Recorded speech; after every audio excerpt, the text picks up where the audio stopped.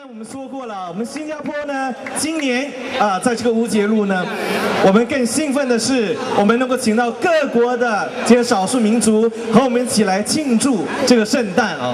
Well, we are completely excited about this Christmas. Is the ability to come to invite people from all over the world to come here just to celebrate Christmas right here at Orchard.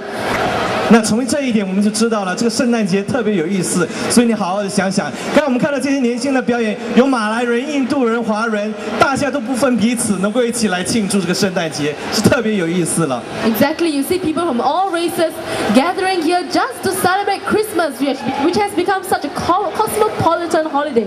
As you can see behind me here, there are people in traditional uniform, and they have come here and hail from Myanmar. 对，那么在我们后面的这一群朋友呢，他们是来自远方的，哪里呢？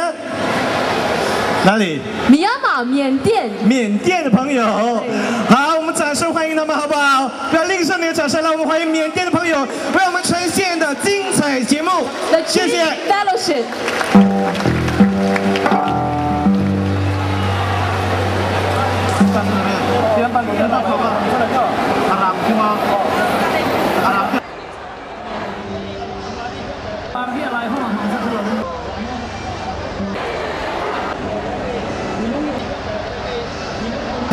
在